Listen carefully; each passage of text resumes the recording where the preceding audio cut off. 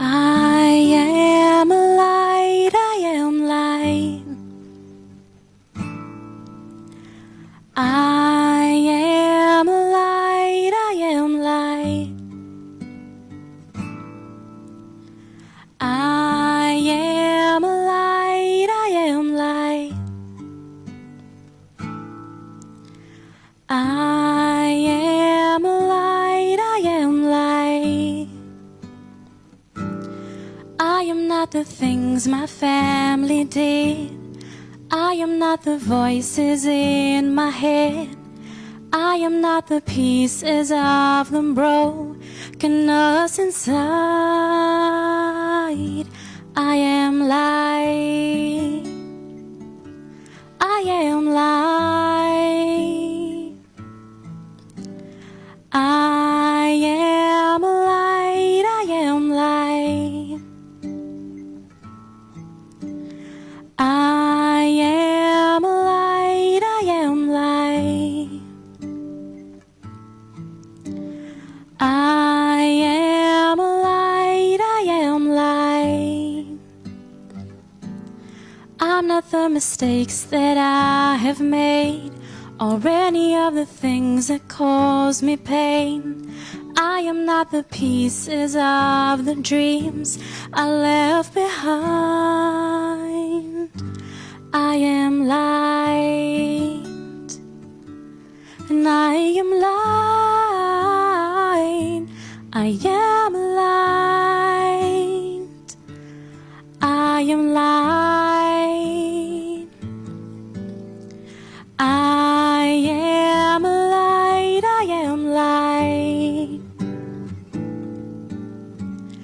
I am light. I am light. I am not the color of my eyes. I am not the skin on the outside. I am not my age. I am not my race. My soul inside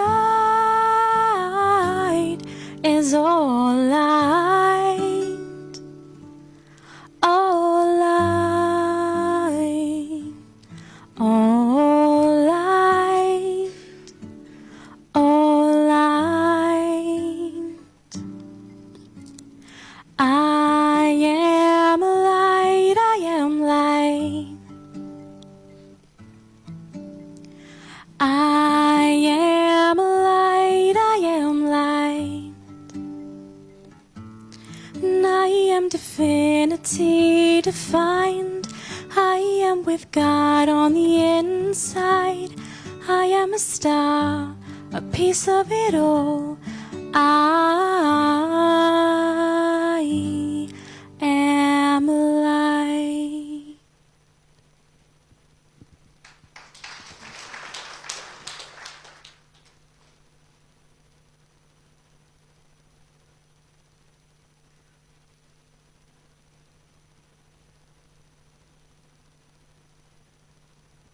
Good evening and welcome to everyone. Is anyone here for the first time? Yep, a couple of hands. Special welcome. So tonight's event, A World in Transition, the need for a paradigm shift. There's different ways of looking at what changes and what change we need. The Brahma Kumaris is a spiritual organization which has a consultative status with the United Nations when it comes to climate change and environment dialogues. So this evening we're going to look at the change in a bit of a spiritual angle. To me personally, this is of very much importance because a few years ago I decided to become vegetarian just for the sake of environment, helping the environment, and then I met the Brahma Kumaris who actually helped me in understanding, living more ecologically, more simply. And I would say that this event also is very timely because just in May, the Pope had just issued his encyclical, which was all about the environment, climate change, and how we all, as human beings, has a spiritual duty to save the planet, who actually nourishes us. So, also, I'm part of the Brahma Kumari's Environment Initiative, and I went to Rome in just last month for a convergence, and we are now on the way to Paris, where we have the Conference of Parties with the United Nations to talk about climate change. So tonight, I'm going to, we are very privileged to have Golo with us. Golo has been practicing meditation with the Brahma Kumari for the last 30 years. He's originally from Germany, but has been living in India for the last 20 years. And he's the head of the renewable energy project in India. So just as a heads up, this evening's program is going to be in two parts. First, Golo is going to do a presentation for us. And then after that, we will be joined by Trisha, who is a journalist. He's been in the British media for 20 years, and he's going to have a conversation with Golo. So I would ask you to welcome Golo.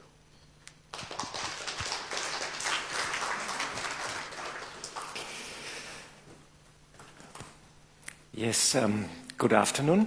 Thanks very much, Joshita, for the nice introduction. And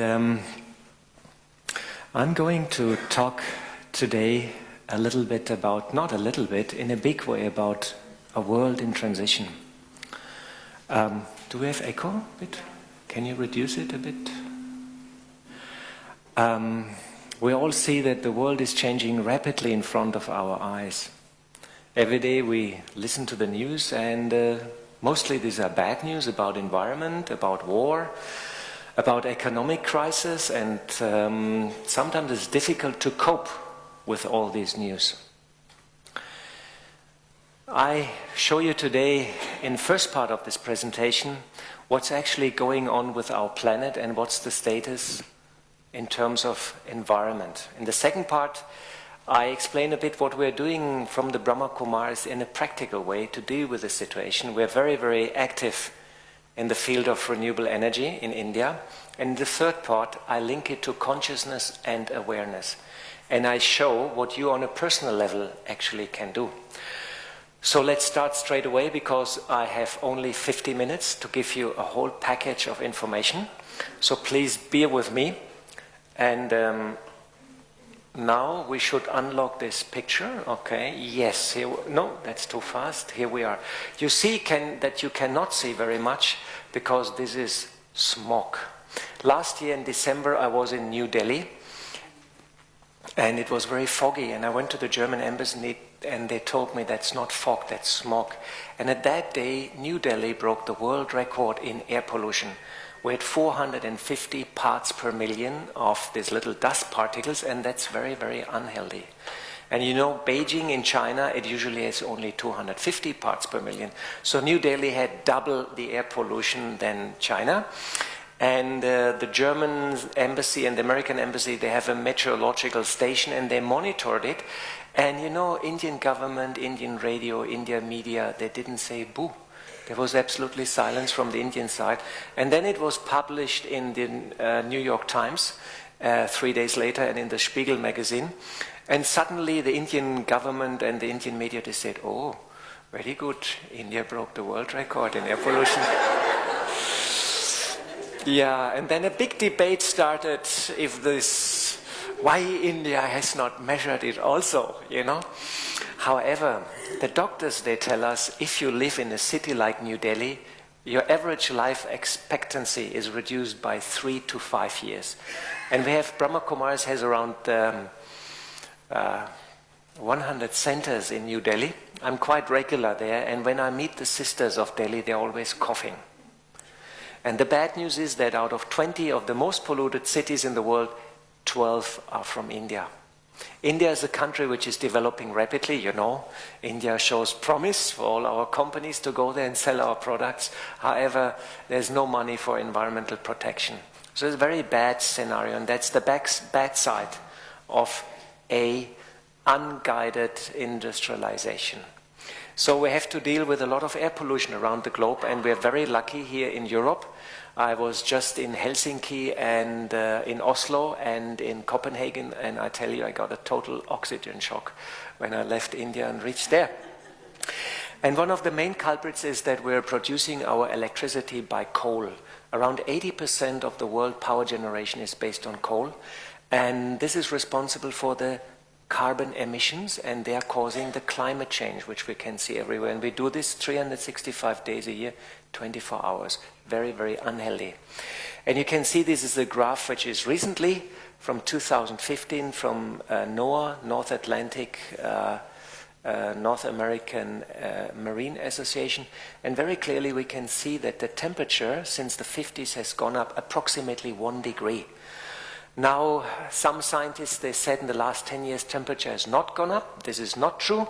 There's no dent or anything. It's going up unhindered. And 1 degree doesn't sound very much, but 1 degree average temperature is quite a lot. And I think you also have a bit of a funny spring and summer this year in London. Huh? Very rainy, very cloudy. And that's already part of the climate change. Actually, we're already in the middle of a climate change already. It's happening in front of our eyes. And you can see here 2 graphs. I have just selected out of many graphs what it means. This is the coral reef around the globe. If the temperature increases 1 degree, about 20% of the coral reef will be damaged. And the United Nations just issued a stern warning to the Australian government that the coral reef, the Great Barrier Reef, is seriously damaged. About 30% of the coral reef, the Great Barrier Reef, is already damaged. Australian government has a new government. The Prime Minister is saying, oh, we don't believe in climate change, and they just gave permissions for oil drilling in the Great Barrier Reef. If temperature goes 1.5 degrees, about 40% of the coral reef is damaged. If temperature goes 2 degrees, 90% of the coral reef is damaged. And the coral reef is the kindergarten of our marine life. It's very, very important for the ecosystem, and we just cannot lose it, you know. So this is just one small effect out of many effects what climate change will make. This is another effect what will happen. The deserts will grow, and there will be a catastrophic shift in food production. And we already have in some areas climate refugees. And yesterday I heard an interview from one very famous environmentalist, one Mr. Johan Rockström, from the Resilience Institute in Stockholm. They work together with Göteborgs University and Stockholm University. And he said that the ice is melting in Iceland. And we don't know exactly the speed, how much it is melting, but one of the effects is that we have sea level rising. You see, this is what is left over of London, because the sea level will rise. Yeah. I know you have your barrier there, you know, and they close the barrier when the flood is coming, but the barrier has only 6 meters. And Mr. Rockström said if the ice is melting, which is going on already at Iceland, we'll have a seawater level rise of 14 meters. And 14 meters is incredible. We cannot even imagine 14 meters. Just imagine that 50% of the world population lives within 50 kilometers of the coast. 50% of the world population lives within 50 kilometers of the coast. And 14 meters is an incredible number. If you really imagine the water level will go up 15 meters or 14 meters, it will change everything. And it will affect our life, our transport, and the survival of humanity. I don't want to sound too alarming, but this is what is discussed in scientific circles. And everybody who is involved in climate change, he knows these figures and these effects. So we're in the middle of a very bad trend. And I was just recently in Berlin at the Potsdam Climate Institute. This is the leading research institute in Germany which advises the German government on all questions of climate change. And they told us if we are going on and if the trend continues as it is going on now, we're looking for 4 to 5 centigrades increase in temperature. And scientists say we can afford maximum 2 degrees. But we know about climate change since 30 years. Since 30 years, we've done nothing. We've done a lot of activity, a lot of talking was there, but practical action to stop emission of carbon emission and greenhouse gas emission, not really much has happened. So the trend at the moment is looking towards 3, 4, 5 degrees temperature increase. We have, as we heard, the climate conference in Copenhagen, and let's hope something will come out there. And one of the main reasons for the problem is that we believe in economic growth. You see, this is the line economic growth.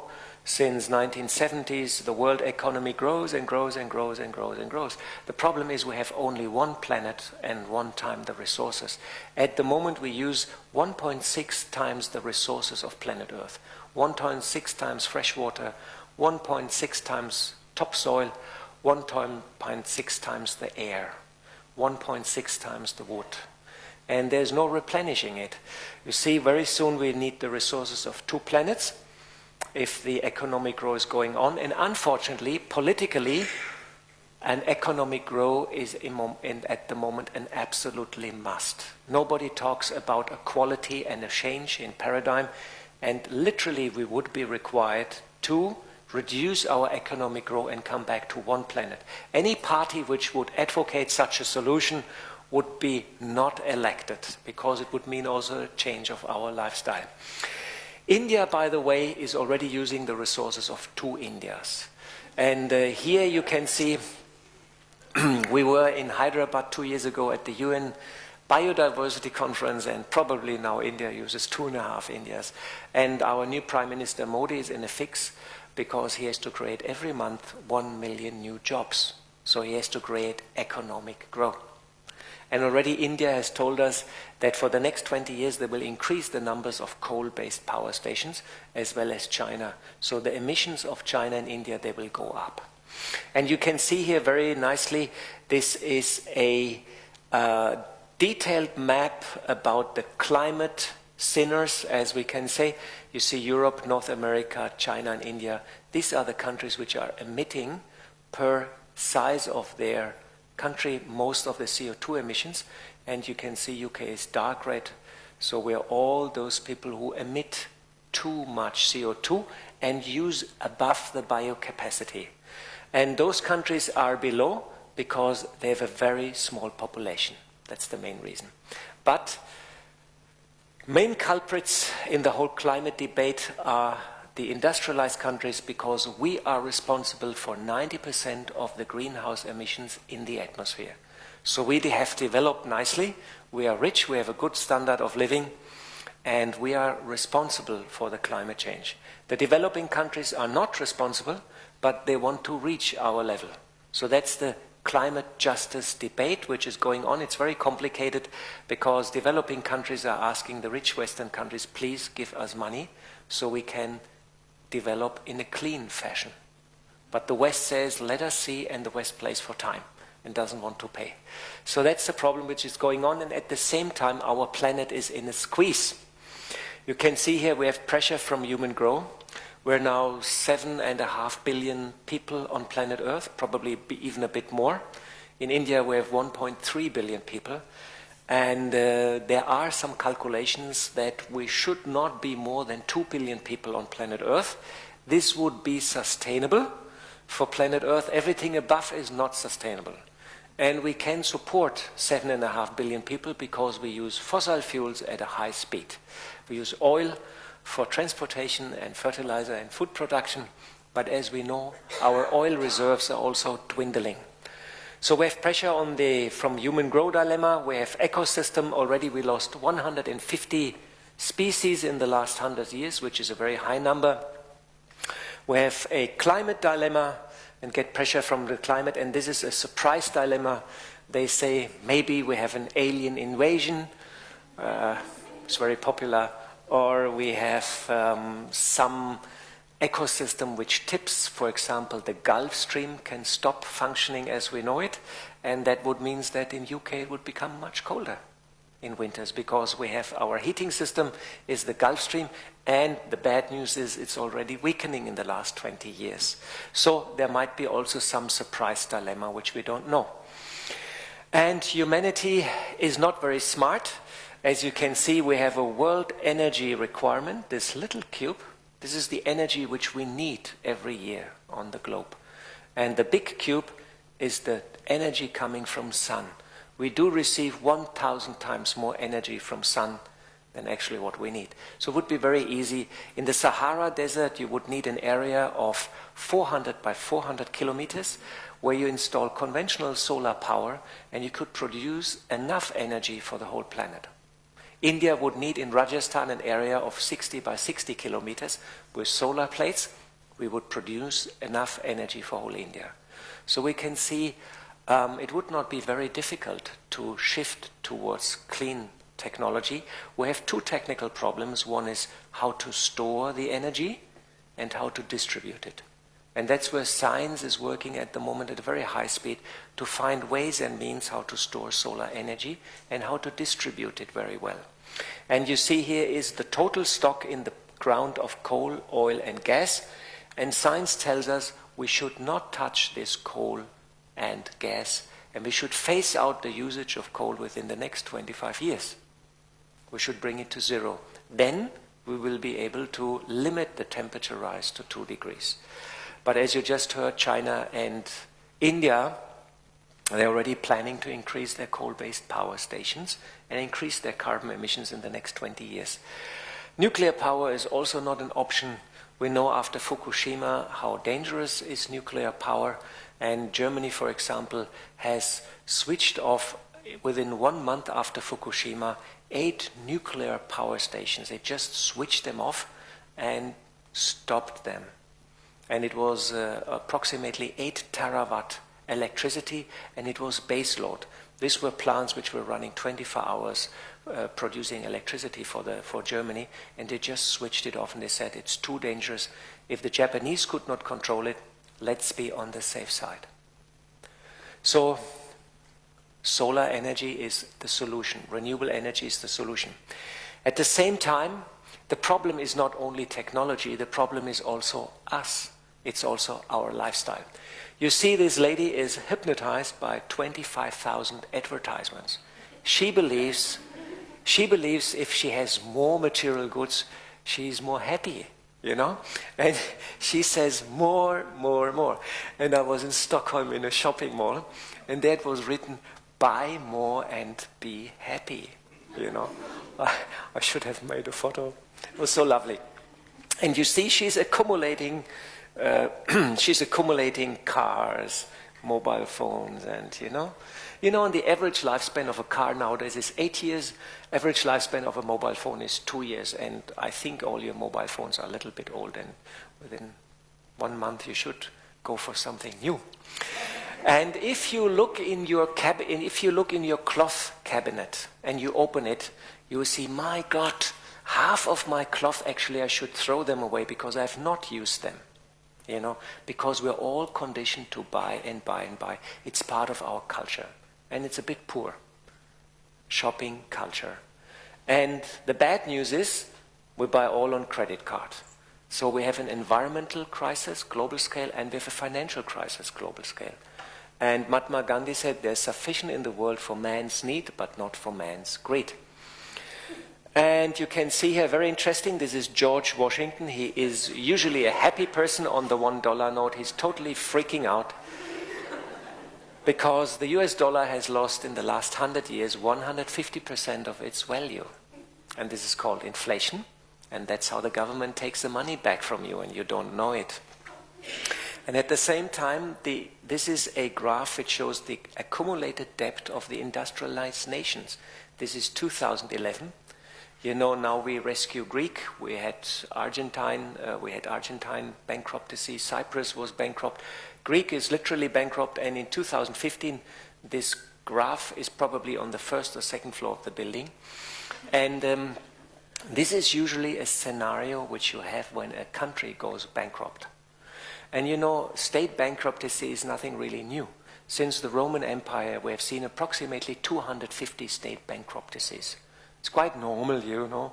A king spends too much money, he becomes bankrupt, so he introduces a new currency, wipes out all the old debt, and restarts everything. So far, this has happened on a regional level. The problem is now literally the whole world is bankrupt. For example, America has $15 trillion state debt. $15 trillion. And there might be some accountant people here. $15 trillion you cannot pay back in 10,000 years. So this doesn't look very good. And my personal advice as a financial advisor would be you withdraw all your funds from your Switzerland accounts and your Luxembourg accounts, and you buy some good farming land in the highlands or something like that, but don't keep big money on your bank account. Great Britain, by the way, it's also not really looking that good with Great Britain. Most of the industrialized countries are very much in trouble. I think there's only one country which is well, that's Norway, and they are well because they have plenty of oil, and they save the money and put it into a big fund. So that's the only country which is doing well. And maybe some Gulf countries which have surplus of oil. Otherwise, it's a very, very volatile situation. And you see from the Greek dilemma, the Greek drama which you've seen recently, how sensitive the situation is. And anytime, anything can happen on a global scale. Don't trust the news. You're not told the truth. It would be very scary.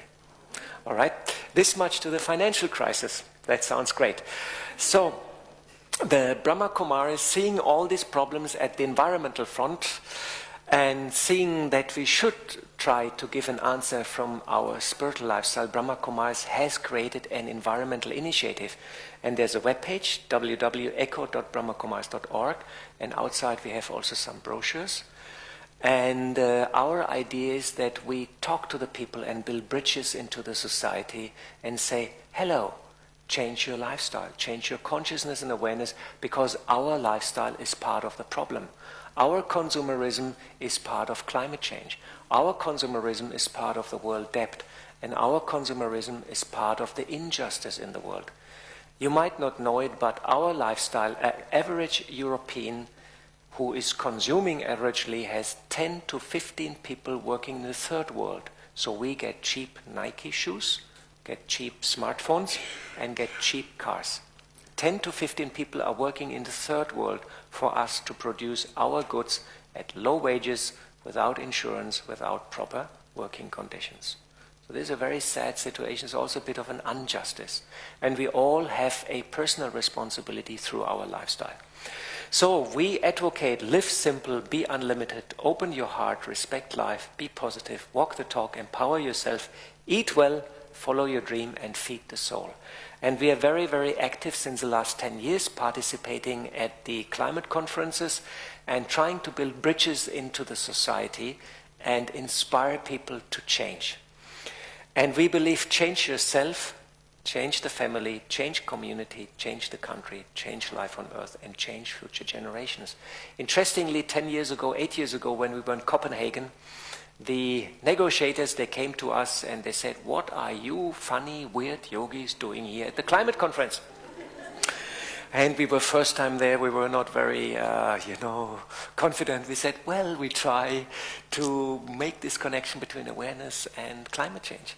They said, hang on, you just need money, strategy, and technology.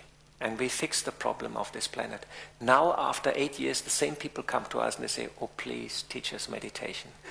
Because we are totally frustrated and disillusioned, and our way of fixing things is not working. It's not technology, it's not strategy, and it's not the ideas which are going to change and to help and fix the problem. So we advocate in our environmental initiative a green policy, which we also distribute to all our centers. We have around 8,000 centers around the globe. And we advocate a green lifestyle. You can Google it up. All companies in the world are going green now. You can buy green cars, you can buy green smartphones, you can buy green cloth. Don't believe all the advertisement. So rethink, reuse, reduce, and recycle. And all of us have a huge potential on an individual level to make a difference. And we can save energy, we can save water, and we can reduce waste. In Germany, for example, since 20 years, we collect the waste separately. We collect paper, we collect plastic, we collect metal, and we collect glass. And 80% of our newspapers are printed on recycled paper. And such kind of things, they make a lot of difference. And we try to bring such ideas also into the Brahma Kumaris centers around the globe and make them green, so they can inspire also other people. And it is said if we're doing a energy audit, we are able to save 30% of the energy. So if we would do an energy audit, look into our power generation, transportation, industry and housing, 30% is the potential for energy saving. Change the bulbs, reduce your water consumption, travel with a tube, don't use the car, walk and save energy wherever possible. And the potential is 30%. This would mean climate change would be a story of yesterday. So this would be a very easy solution, and it's always possible. So on the other front, our politicians are totally confused. You see, this is Mrs. Merkel, and this is Mr. Abe he's from Japan. This is Mr. Hollande, and this is Obama. And they're all coming to these conferences, or their ministers, and we have the problem of typhoons, floods, droughts, and save the climate. They have the map for the solution, but they all look in different directions. And they say, hello, let's first try this or let's try that. There is no unity. And you know, the problem at the climate conference is the document, which we all have to sign, has 2,000 pages. And it's not a nice novel, it's legal lawyers' English, very complicated. Very, very complicated. And 190 countries have to sign it. If one country does not sign it, it's not binding. So you can imagine how complicated is the negotiation. And now for Paris, the whole text is in brackets. It means it's open for negotiation. They tried actually to fix it in Lima, where was the last climate conference, but they could not agree. So now the climate secretariat said, okay, we cannot agree, so everything is in brackets, 2,000 pages in bracket, open for negotiation for 190 countries, which send a team of lawyers which have big books, and every country has different interests. So you can imagine how complicated the process is, and this is why it takes time, and you need patience, and you have to help also the negotiators not to lose hope in the process. So we will be in Paris, and I was just recently there, and we had a discussion about our team. We plan for 20 programs, and we have also a side event there inside the conference itself, and we're teaming up with some religious organization, but also with some people from the German government. And we are advocating to bring back ethics in the whole process. Now there are general human ethics, and we all know it's the good thing which serves the people. And there are two main areas where we need ethics. One is politics. Unfortunately, at the moment, all is about power, staying in power, and it's not always about well-being for the humans and for the society. And we need ethics back in our economy. At the moment, economy means profit. And it means sell as much as possible, regardless the cost. And this is also not good. We need ethics, and actually we should produce goods which are lasting, which are cheap for the people. And they should serve society. So if ethics come back into the process, this would make a big, big difference. And I'm happy that Brahma Kumaris is an organization which is upholding ethics and moral principles. So, and here I have a very interesting picture, very practical, very hands-on. Who is not a vegetarian here? Okay. All right, that's fantastic, because only a couple of people not vegetarian. I was now in the Nordic countries. I just come from Copenhagen, and I had 15 programs and lectures in Helsinki, Oslo, and different places. And very interestingly, 90% of the people there are non-vegetarian. And they don't make a connection between their personal lifestyle and the climate change. And I want to share some facts with you. And this is just for your information. This is an energy ladder here, and you can see pork, meat, and cattle. They need approximately 30% of the farmland for their production, 50% of the fresh water, and they are causing 30% of the greenhouse gas emissions. So if the world would go vegetarian, climate change would be solved. Very easy. At the same time, there are a lot of studies which came out recently in America, and they're verified, they're published, and they say a vegetarian has a longer lifespan, a vegetarian is more healthy, and a vegetarian is mentally also more stable. It's quite interesting, and these studies have been confirmed. My brother is a doctor, and 30 years ago when I became a vegetarian, he says, Golo, in 3 years you come to me and I give you injection of vitamin B12 and you will be very weak. Now my brother has a bit of a belly, you know, he's a doctor, and he became vegetarian last year. And he said, Golo, I can't eat meat any longer because there's so many scandals. Because they feed antibiotics to the poor cattle, and we eat it, and there are now these bacteria which are resistant to any antibiotic treatment. And in Germany, the second biggest cause of death in hospital is multiple antibiotic resistance. It's very bad news, and the cause is that people eat very small doses of antibiotics through the meat. And last not least, this is a secret NASA picture which shows happy planet Earth and vegetables dancing around it. So this, if these figures have not convinced you to think about vegetarian lifestyle, then this secret NASA picture should make the final deal. And last not least, if you go vegan, it's even much better. No? Just for your information. Vegan is the triple 5-star gold medal if you go vegan in terms of climate protection. Yes, I know. So, good. So now come to Brahma Kumaris. I have to speed up a little bit. We are teaching about ethics and values, and our headquarters in Mount Abu, we have 8,500 centers. We work very closely with the United Nations. And we are a recognized solar research center, and we do research in all these areas. I don't go into details, since the last 20 years. And this is how it started in Gyan Sarovar. This is the solar energy house. This is how we actually should build in future. It's out of mud bricks. It's very cozy. And this is a so-called zero energy building, because you see the same building after 5 years. It's the same building after 5 years, and you see the same window. Here, same window. It's the same building.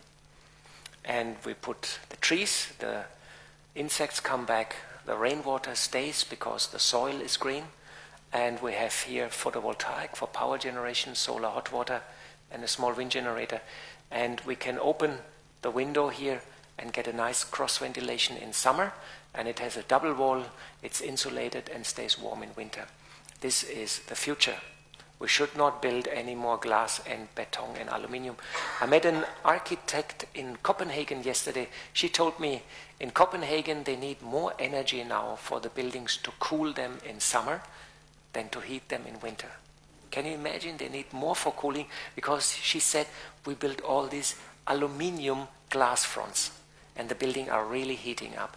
And Copenhagen is not a very warm city in summer. And they need more energy for cooling them down. And that's literally crazy, you know. Anyhow, so we did a lot of research in the field of renewable energies. This is our first solar steam cooking system. We built this in 1997. And we have a parabolic dish which follows the sun and focuses the sunlight here on the receivers, and we produce 2,000 meals per day, and it was a research sponsored by the German government. In 1999, we set up a system in Shantivan, and we produce steam for 35,000 meals, and it cost was 250,000. And you can see here an aerial shot of our Shantivan complex, and you can see here is the solar steam cooking system. This is the big hall where 20,000 people can gather. And you can see a close-up. The sunlight is reflected onto the receiver, and inside the receiver is water. The water starts boiling and shoots up, and here we have steam. All design, fabrication, installation was done by our own team. And here you can see a picture of the old kitchen, and the solar steam line comes here, and we inject the steam into the cooking vessels, and we can cook lentils, vegetable, and rice. But temperatures up to 140, 150 degrees, we cannot make pakoras and idlis. Okay. So, and here you see our gathering, and we cook for all these people by sun. So you see what is all possible. And we also promote the solar cooking box, works in India great, it's very cheap, and you can cook for a small family a meal. We promote the solar lantern. We distributed more than 25,000 solar lanterns so far. And last season, we distributed 8,000 to all the centers. And there are 60,000 villages in India without electrical connection. So this is very helpful. A solar panel charges the lantern, there's a LED, and you have 30 hours of light. So these are the good gadgets which we're trying to distribute and inspire people in a practical way. We're also very big in photovoltaic. Photovoltaic is these blue cells, the sunlight falls on them, and electricity comes out. Very straightforward, very easy. Good news is the price has dropped 75% in the last 5 years. They are at par with conventional power generation. Same price, same cost. Very easy. And Brahma Kumaris, the good news, is the biggest user of photovoltaic in India, an institutional user. We have almost 400 systems all over India. This is our Om Shanti Retreat Center near Delhi. And you can see here we have a 400 kilowatt photovoltaic solar steam cooking system, and the whole place is independent, running on renewable energies. And fabrication, design, cutting, welding, okay, and foundation work and installation of the solar plate is all done by our own team. So, and we store the energy in batteries. These are old-fashioned type batteries, and they are the best. We have a lifespan of 10 years, and we can refurbish these batteries and we'll get 20 years lifespan. I'm coming now to the current project. It's called India One, and the project is a 12 million euro project, a research project sponsored by the Indian government. We get 6 million euros from the German government, 3 million from the Indian government. Brahma Kumaris gives us 3 million towards the project. It's a research and development, and we develop our own thermal power plant, and we store the energy overnight, which is the specialty of the project. And you see, for the project we had to build a 60 square meter dish, and we focus the sunlight into the receiver, and we can get a maximum temperature of 1,600 centigrades in the receiver, but that would burn everything, and it's a bit dangerous, 1,600 degrees. So we limit the temperature to 500 degrees. And we store the heat in an iron block. So every receiver is made out of cast iron and has a weight of 2.5 tons. So double the size of your car. So we built the dish ourselves, we designed the dish ourselves. It's made out of 600 parts. We have our own drawing, AutoCAD, design division, and we have 6 little motors, and they drive the dish and keep the sunlight focused into the receiver. We have a little bit controller, a small controller, which is made by ourselves, and a data connection to the control room. And we're building 700 of those dishes. Here is our turbine house. And we send all the steam which is generated to the turbine house. There's a turbine. From here, steam and electricity will go to Shantivan campus, which is 1.2 kilometers away from solar site. And we do fabrication completely ourselves. And this is the current status of the project. I have a little film, but it takes 5 minutes and I'm a bit short, so I don't show the film. And you can see here's our Shantivan. And we are sending here from the turbine house the electricity towards the Shantivan campus. All dishes are erected, and we planted 2,000 trees around the installation, and we started here organic farming, and we employ around 200 workers. We are having a capacity building. We use indigenous parts, and we hope to complete the project within March 2016. And we're just buying the receivers with the help of the German government, and you can see what is all possible. So now I come to the last part and connect it to the spirituality. So we see the world is in trouble, and I think you all agree. We have financial problem, we have environmental problem, we have many more problems, but these are the most outstanding one.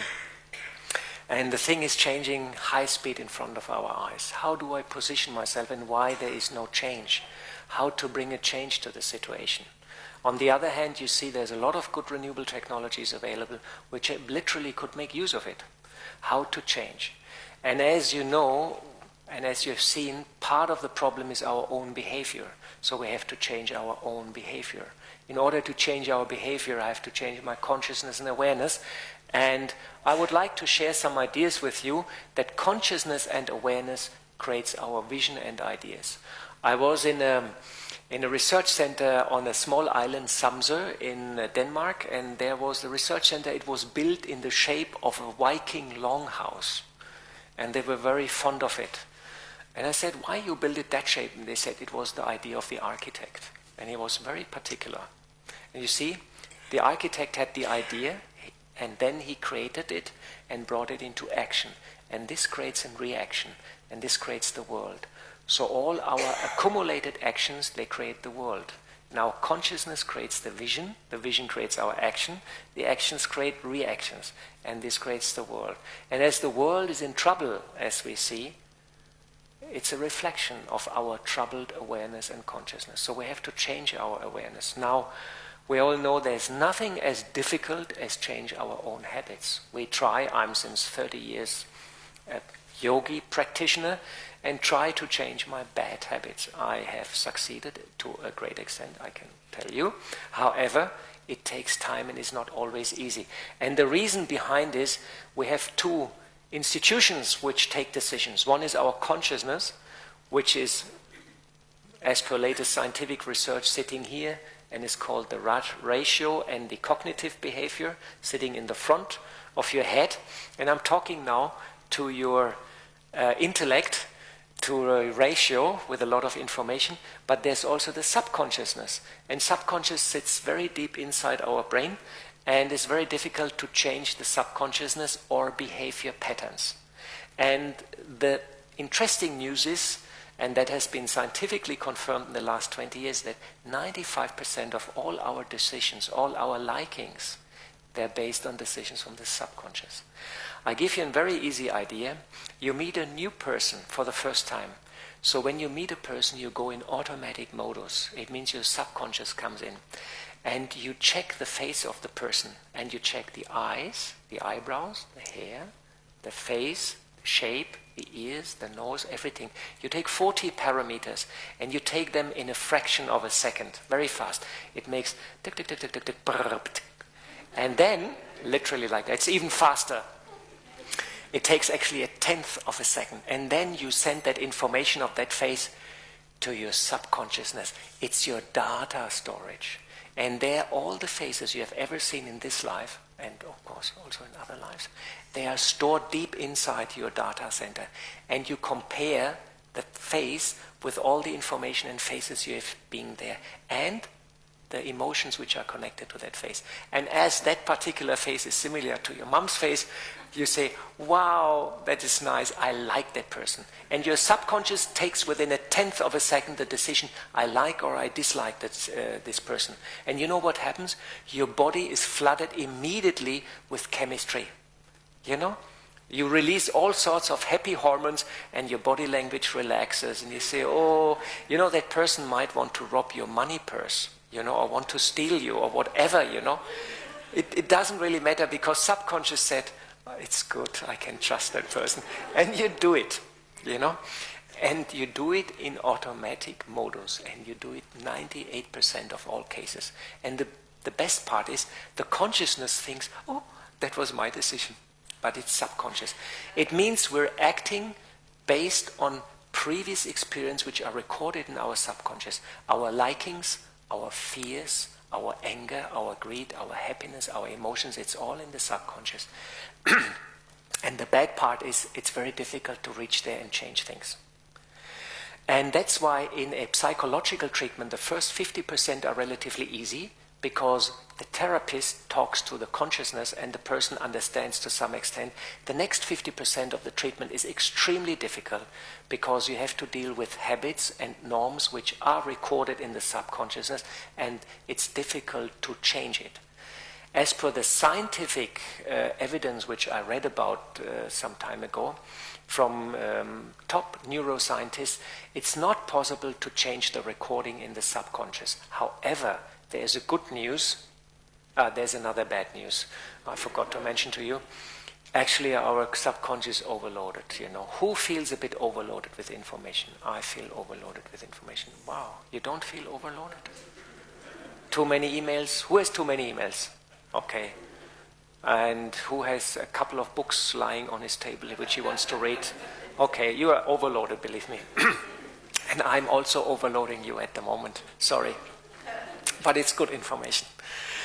So what happened is we get 20,000 times more information bits than a person in the medieval days. And we're completely overloaded with information, faces, information, data, and we're all putting it in our subconsciousness. And the subconscious try to make sense of all of this, and this is why people have sometimes nervous breakdowns or burnouts.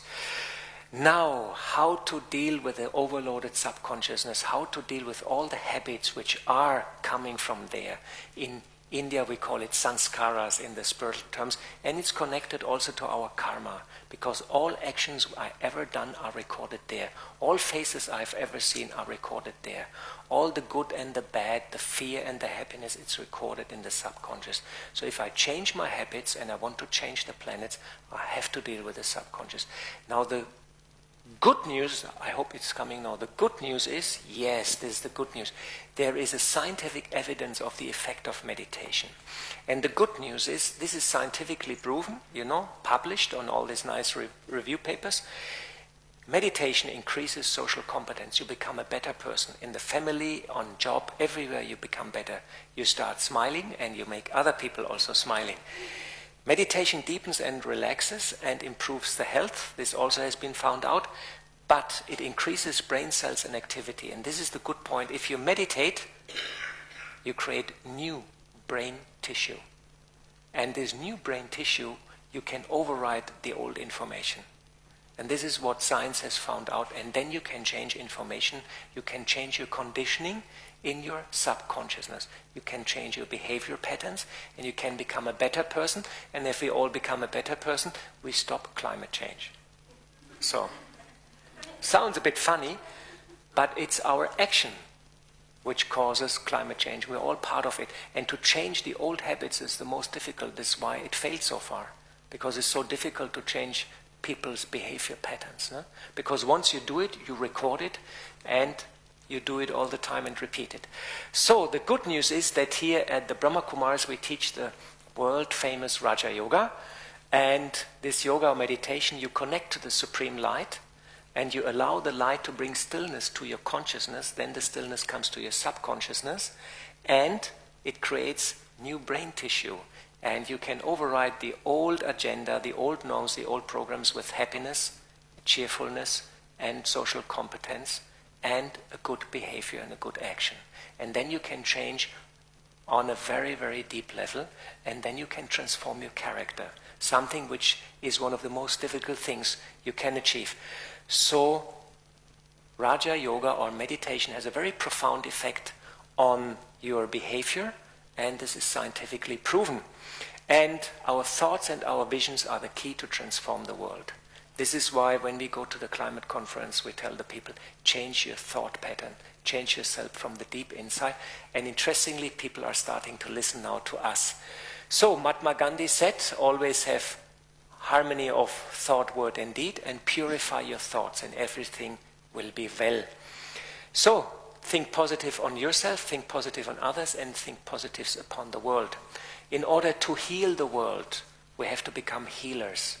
And we not only need information for our cognitive capacity, we need also emotions and feelings, and we have to open our heart. And last climate conference, Mrs. Figueras, she's the director of the UNFCCC conference, she came to our event and she said, I like to support the Brahma Kumaris because they bring the heart back into the negotiation process. It means we inspire people to change very, very deep inside their emotions, their feelings, and their habits from a very deep level. So now think positive on yourself. You know, there have been some studies, 40% of the people are worried about past, 50% of the people are worried about the future, and 10% of the people are happy in the present. This is why we teach everybody. And you know who's happy in the present? The little children. So we all should become like little children. That's very nice, no? We all remember our childhood, when we were very happy and not worried about the next month's bill. So, think positive on yourself, think positive on others, and think positive on the world. If you have a smile, you make others also smile. And the very good news is now we change our actions, but the good news is that our thoughts also have a direct impact on matter. Quantum physics tells us there is a very strong relation between an experiment and the experimenter. And the outcome of the experiment is connected to the consciousness and awareness of the experimenter. Some scientists, they tell us there is a very strong link, and this world is all the time in connection with us. We're all the time talking to the plants, we're all the time talking to the environment, and we're all the time talking to matter. And you know, sometimes there are these competitions, who makes the biggest pumpkin, you know, and then they ask the guy who's the winner, he says, how you got this big pumpkin? And the guy says, I'm talking to my pumpkin. I says, you are a great pumpkin. And you're a happy pumpkin, and the pumpkin grows. There have been many research going on how plants react on positive thoughts. Plants do react on positive thoughts also. So be aware what you think, because your thoughts are very, very powerful, and constantly you're talking and receiving information, and others are reacting to your thoughts as well as matter reacts to your thoughts. And the world is in the shape as it is because we're talking in this particular way at the moment. So this is our own personal responsibility, and this is also the key to bring transformation. Yoga is an old Sanskrit word and means connection to the light. Then we have realization, we get power, and we achieve transformation. And then we can transform this world to a better world. And the good news is that Brahma Kumaris believes in a coming paradise. It was quite interesting when I was in Norway and Scandinavia. I also mentioned that, and people were a bit astonished. I said, well, in your Christian belief it is also there that a paradise is coming. In India it's called Satyuga, and we believe that there is a quantum shift in consciousness in the near future, and this shift in consciousness of all of us humans will change the world to a better. So it is up to us, and it is our responsibility, and we all should look a little bit into our thought process and a little bit change our subconsciousness and have powerful meditation, because this creates new brain tissue, and you can override the old bad habits you always wanted to get rid of. So I thank you very much, and here are our web pages, and I hope I was not too long.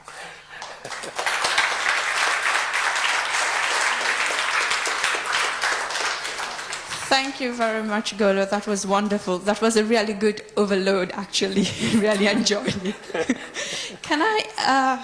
Now I would like to invite Trusha to join Golo in a conversation to explore the topic a bit, maybe deeper. Thank you. Should we switch it off or leave it? You switch it off, no? Okay. Where should we? There. Okay. Yeah, you have a mic.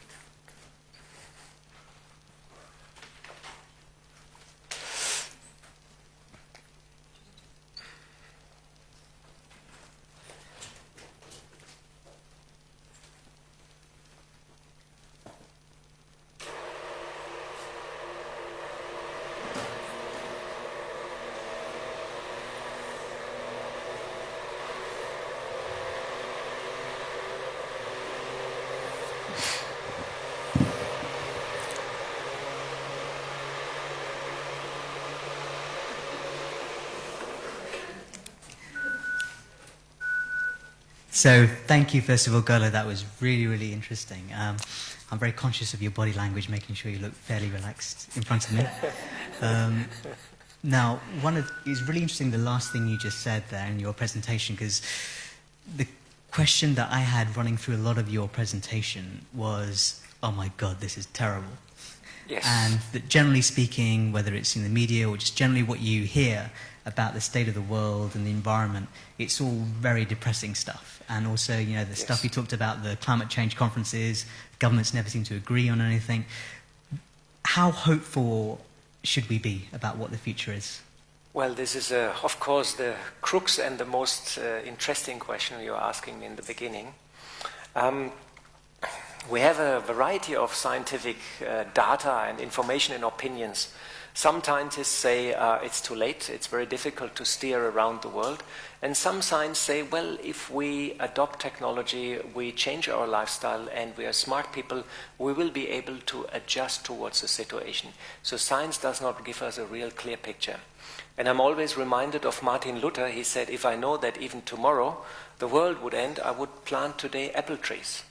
And I think we should adopt that kind of approach and consciousness and have hope and a positive outlook, because fear is never a good advisor. And actually, if you are scared too much, you get sick after some time. That's also what science found out.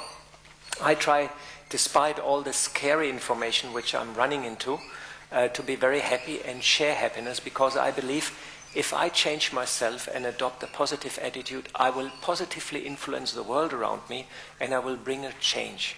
And this gives me hope, and I try to share that with everybody. So I think we should have a message of hope, and we should strengthen ourselves regardless what happens and regardless what are the informations which are coming to us. But is that a message of hope in terms of let's just hope for the best? Or is it actual genuine optimism for the future? Well, I have a genuine optimism because I believe that we are moving towards a golden age, towards a paradise society where I think a very nice picture is where lamb and lion, they drink from the same well. There will be happiness, there will be justice, and I think that's the time which is ahead of us. And I believe it is important that we all change our consciousness and awareness to fit in that golden time. And it's part also of Christianity, it's part of Hinduism, even in Islam world, they have the Garden of Allah, where they talk on such a beautiful time. And so I have a genuine hope that this is happening, and I believe that mind is above matter, and mind is the creator of all that what we see around us.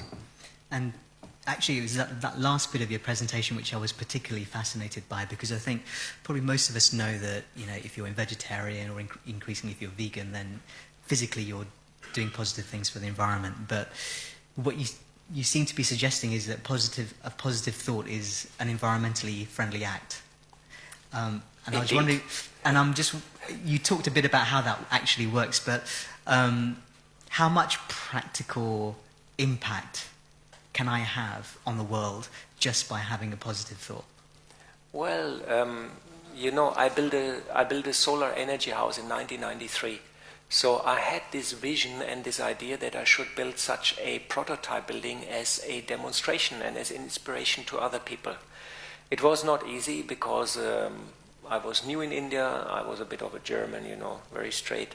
And in India, everybody is shaking its head like that. And I didn't know in the beginning the sign language, but finally I got the building built, and we used mud bricks, which is, you know, very unusual construction material.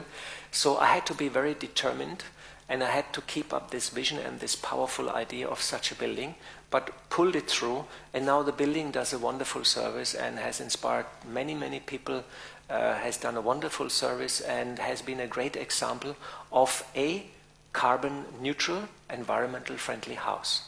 So I think it's very, very important that we all develop such positive thoughts, and step by step with accumulated positive thoughts we change our habits, and we have a positive impact into the environment. We become vegetarians, we take the tube, we share the car, we buy environmental friendly, we look into our purchasing pattern, and if we all change our behavior and our pattern, then accumulated it will have a vast impact. I'd love to have a separate interview with you about how a German culturally adjusts to India, but that's for another time. I'm Indianized now. but I'm interested when you've been to a number of these climate change conferences now, and you know you talked a bit about your interactions with some of these politicians and these officials that you come into contact with. And I certainly picked up that there seems to be a shift, as you were suggesting, that's beginning to happen Yes. in terms of their understanding. Yeah. Have they given you any ideas, or have you given them any ideas as to how they as global leaders can actually help with this sort of transition that you're talking about? Well, it's quite interesting because you see, since we had the scientific revolution, there was a sort of disengagement between spirituality or religion and science. And so far, the whole process has been a very rational one and a scientific one at the climate change conferences. And interestingly, in the last years, religious leaders have been involved. As we heard, the Pope has issued a very strong encyclica. It's 180 pages. You can download it in Vatican.com. And it says we need a revolution, and the rich countries should share their richness and their technology with the poor countries and be aware of their responsibility which they have in the whole process. So there is an integration and a holistic approach to bring back religions or spirituality, or you can say the heart, into the process and heal that fraction, that break which happened 200 years ago, where science has moved away from spirituality and from the heart. Because we can create only a new world which is beautifully rotating in front of us if we bring science and spirituality together and we heal that and invite all the scientists also to understand how important the feelings and the emotions of the people are, and the communities, the small communities also. So politicians, they are observing the process over the last 20, 30 years, and they see that new approach is required because the old paradigm is not working. The old way of money, technology, and conferences is not doing the trick because it's all rational, it's all the front part of our brain. It's not dealing with the feelings, the emotions, and the deep programming of us. So they understand, and I can see there's a coming together. How, what have you found to be the most sort of convincing arguments for ordinary people who are still stuck in that mentality of I want to go and buy the latest fashion, you know, in the shop, or you know, buy the latest gadget or electronics or whatever, latest shoes? How do you get them to shift their consciousness? Because it seems to me that you, or people in this room, I guess in particular, have made a conscious effort to want to change. But for people that you come in front of who don't have that impetus to want to change, how do you convince them to do it? Well, it's quite interesting because shopping, of course, gives short-term happiness. You know, you have the gadget and you're happy for some time, maybe until after a week you find out it's not working as good as they promised. However, it's very important that people realize where we are, where the planet is at the moment, and how sensitive actually the current times are. We're in the middle of a transition, we're in the middle of a climate change, we're in the middle of a grave financial breakdown situation, and people should understand and realize that they are part of the process. Sometimes people disengage with themselves. They say, here's my private life, here's my private behavior, my private shopping, and so on. And they separate it from what's happening in the world, what are the news coming through the news channel. And they say, okay, if I'm fed up, I switch off the TV and I go shopping, or I use my gadgets, which I have, and I create my little world. But this little world will not exist if the outer world will be in trouble. So we try to inspire people to see the connection between themselves, their actions, and what happens in the world, and let them see their personal responsibility, because we all have that personal responsibility, and we should stay for that personal responsibility. And I think people are ready to face that and accept that now, because they're all a bit scared and they're all a bit fed up of the bad news. And sometimes a bit scary is a good motivation to change, you know. Yeah. And it's interesting in that concept that you had in one of your slides where if you change your thinking, you change your attitude, your actions, then the world changes. So how does that work in reality where, yeah, I might, you know, make changes in terms of my diet, my attitude is positive, but, you know, India and China are still pumping out, you know, millions of, you know, tons of pollution or whatever. So how is the world changing in that respect? Well, you see over the last years that a lot of networks are created, a lot of people are changing, a lot of people are waking up, and a lot of people are actually ready to change their lifestyle. It's that they need information, they need inspiration, they need input, how to do, where to change, what to do, and how it is all connected, how it's all happening, and how my little existence can make a difference in this big, big, big world. But we're all interconnected. We're all part of that, what happens outside.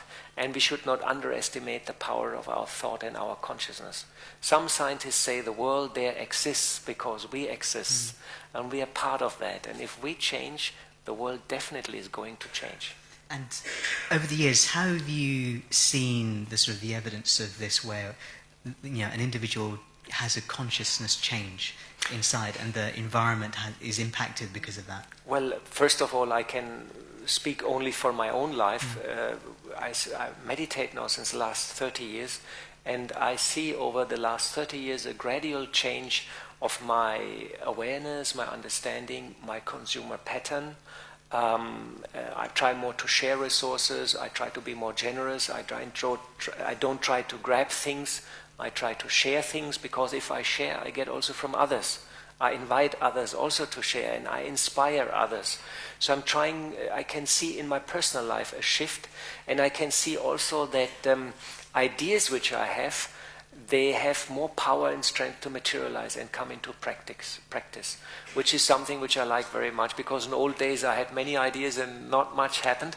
Now I try to have a couple of powerful ideas, and I can see that some of them are materializing, and I feel that's also a benefit of meditation, that you're able to focus, and in a way you are able to remove blockages in your subconsciousness, and you're able to attract the solution, you're able to attract the funds, the right people, the right technology, and you attract the right project at the right moment, and things are happening in a beautiful way. So can you give me like an example of an environmentally powerful thought? Well, 5 years ago I had the inspiration to set up this India One solar power project, and quite a lot of people tried to stop me. I remember I went to Nearby, my boss there in India, and I said, Nearby, we build a solar power station, we only need $10 million. Then Nearby said, don't talk any further to me about this. This was not that encouraging. Then I went to Ramesh Bhai, he's the finance advisor. His answer was also not that much encouraging. However, now the project is almost ready.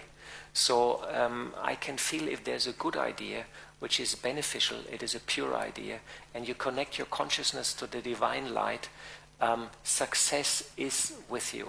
And you almost have the feeling of a guidance, of a divine guidance, which helps you to take the right decisions and do the right job, and your life goes in the right direction.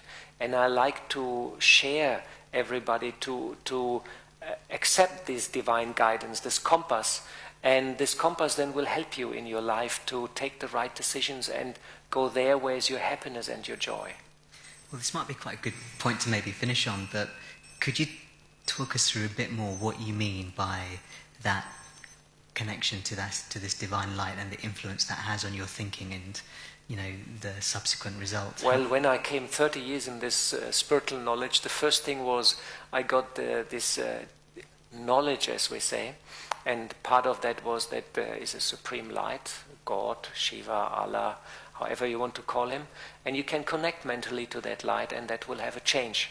This was the first very... How do you connect? Sorry. Well, this was very intellectual. This was to my front cortex here, and it was to my ratio, and it doesn't really mean anything because it doesn't really create emotions or feelings. So then I sit in meditation. In meditation, I visualize this divine light and that I'm also light myself. And I visualized, and then I experienced suddenly how this light is coming, and my whole feeling of my body changed. Suddenly I could feel my energetic field. It is called aura. It can be photographed, by the way, scientifically also proven, meanwhile, that it exists. I suddenly could feel my energy field, and I could feel that this light is coming into my energy field, and that there are dark spots in my energy field, and slowly these dark spots are filled up with light. Now, that gave me so much joy that I can get rid of my dark spots, get rid of my fear, get rid of my anger, get rid of my impatience, and transform them into love, compassion, patience. I learned a lot of patience in India.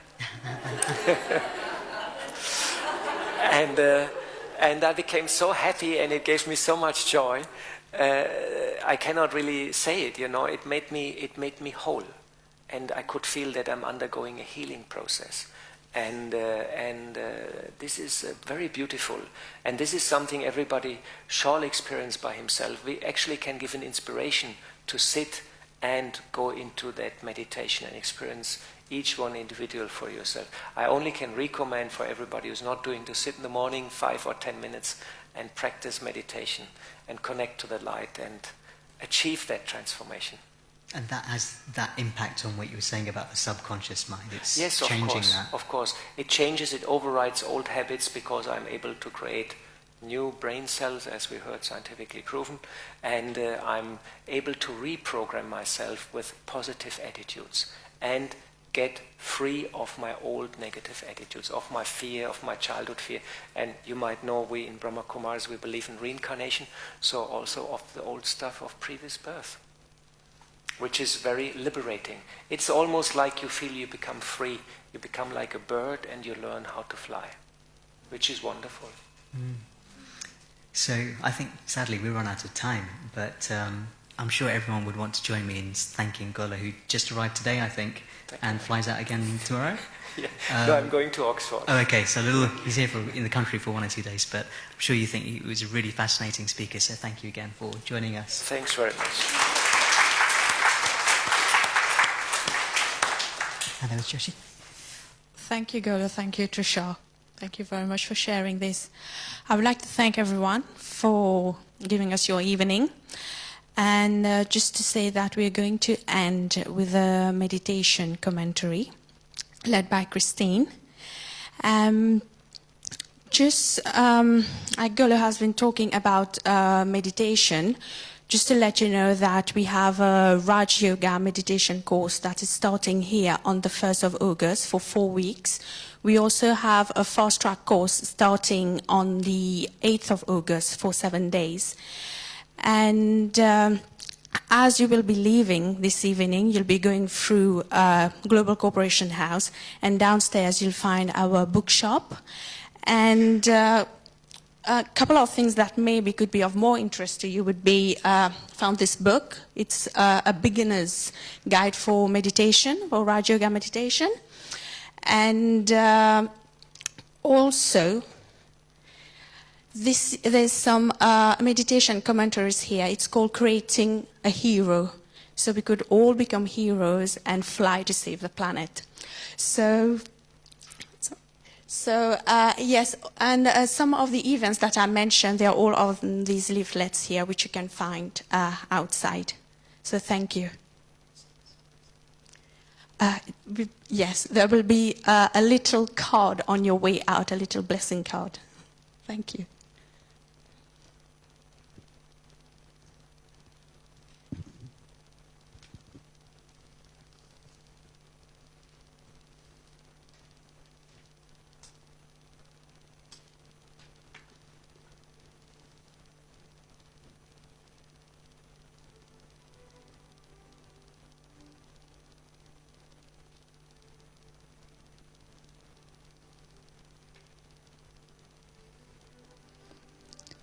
We live in a world where there is so much information, an overload of information. Not all of it dark and heavy, but much of it is. And what can we do with that? Often we just disengage, really, and shut ourselves away. Just living in our own little world and pretending it's okay. But actually, we're not really allowed to do that anymore because the world impinges on us in 1,000 different ways. So we can try, but it doesn't work. So we live often with fear and uncertainty. And it's not a good way to live. And how do we talk to ourselves? And how do we talk to others? And how do we relate to matter, to our environment, to this world, which is our world, that was once beautiful and whole and perfect,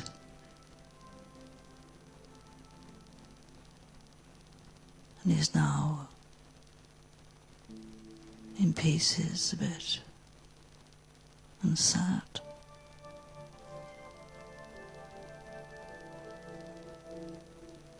But there's a message of hope if you want to listen to it. And that message is, I don't need to do that much, because I'm always doing. And where's it got me? I just need to think in a new way.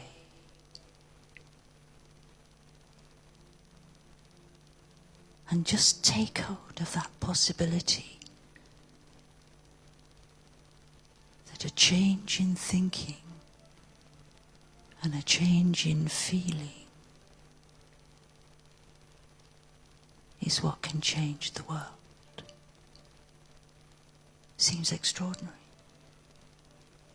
Seems too simple.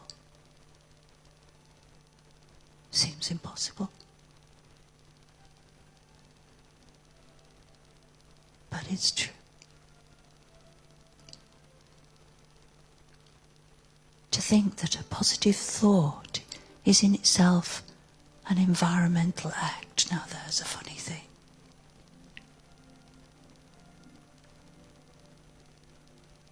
I can recycle and recycle and recycle, and that's important.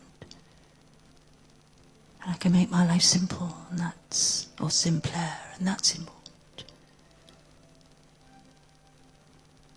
But just a positive thought, a moment of vision,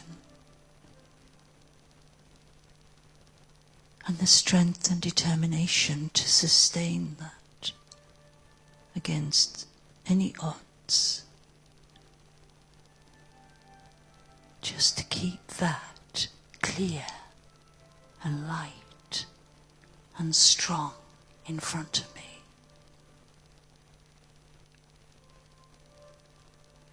And the world can change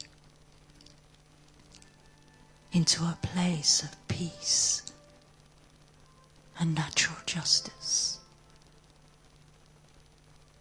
of harmony and happiness. Who wouldn't want that? And it lies inside us, maybe now just like a dream, but it lies in our hearts, and that's where the secret is, to touch the heart of matter. And who can help with this? We all can help. If we want to, if we see that we can, and hold that vision. But we can also connect, talk to, touch the divine, whose light can touch our minds and our hearts, clearing away the doubt and the dark, slowly, slowly, cleaning and clearing and penetrating even the darkest part with his light,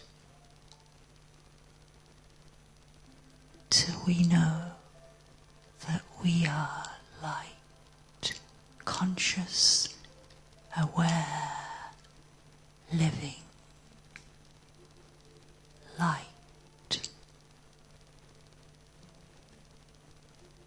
And each in our own way can spread that light into the world. And we'll see that vision become real.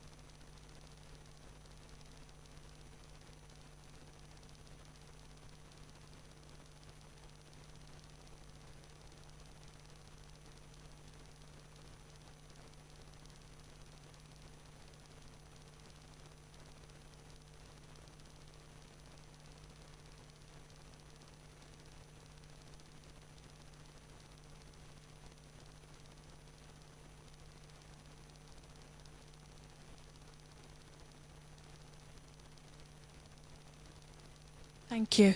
Thank you, Christine. Thank you, everyone, for coming in. And have a lovely evening. Thank you.